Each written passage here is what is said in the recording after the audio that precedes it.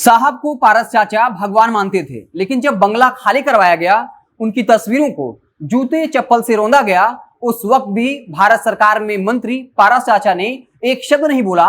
लेकिन तेजस्वी यादव ने ट्वीट किया, मैसेज किया, फोन पे बातचीत किया।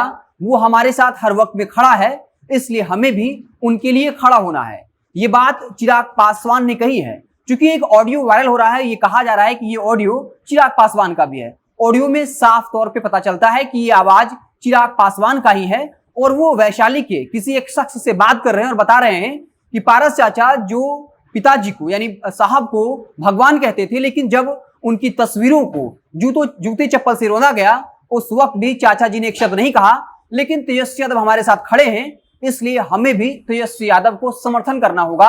अब इसके बाद ये कयास लग रहा है कि वैशाली में एनडीए की परेशानी बढ़ सकती है, क्योंकि कुछ दिनों पहले जब पशुपति कुमार पारस वहां अपने जो एमएलसी के प्रत्याशी हैं भूषण राय, उनका प्रचार करने पहुंचे थे, तब आप तस्वीरों में देख सकते हैं आधी से ज्यादा कुर्सियां खाली थी।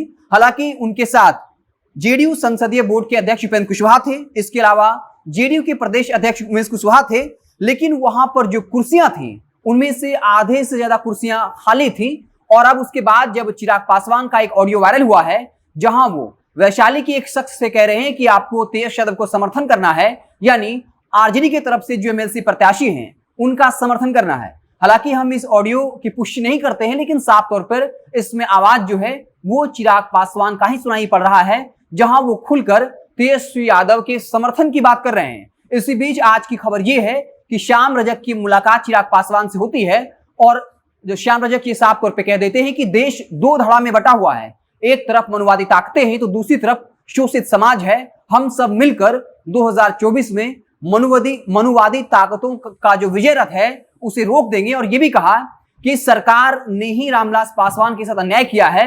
जिस बंगले में रामविलास पासवान 30 से ज्यादा सालों तक रहे थे, हम चाहते थे कि उसे राष्ट्रीय स्मारक घोषित किया जाए, लेकिन बंगला खाली करवाया गया। रामविलास पासवान की तस्वीरों को, अंबेडकर की प्रतिमा को जूते और चप्पल से रौंदा गया है। इसमें बीजेपी की भूमिका है और अब जितना भी शोषित समाज है उसे एक प्लेटफॉर्म पर आना होगा। और ये साफ तौर पे कह दिया कि इस पूरे घटनाक्रम से चिराग पासवान मर्माहत हैं और हमने अपनी सहानुभूति जताई है। तो साफ तौर पर जिस तरीके से घटनाक्रम बिहार की सियासत में बदल रहा है, इससे साफ लग रहा है कि चिराग और तेजस्वी एक साथ आ सकते हैं और दोनों अगर एक साथ आ गए तब बिहार में बड़ा सियासी उलटफेर हो सकता है। हालांकि हम इस ऑडियो की पुष्टि नहीं करते हैं, लेकिन साफ तौर पर इसमें चिराग पासवान का जो बात करने का लहजा है, उनका जो आवाज है, उसे साफ लग रहा है कि चिराग पासवान ही वैशाली में आरजेडी प्रत्याशी के समर्थन की बात कर रहे हैं। और ये कह दिया कि पशुपति कुमार पारस जो कभी रामविलास पासवान को भगवान कहते थे, लेकिन जिस भगवान की तस्वीरों को जूते चप्पल से रौंदा गया, उसके बाद भी पारस जी ने एक शब्द नहीं कहा। लेकिन तेजस्वी यादव ने बकायदा हमें सोशल मीडिया पे ट्वीट किया, मैसेज किया, फोन कॉल किया, इसलिए हमें तेजस्वी यादव को समर्थन देना है। आप देखते रहे जनता जंक्शन। जैसे ही कोई और बड़ी खबर आएगी तो हम उसे आपको अपडेट करेंगे। बहुत बहुत धन्यवाद।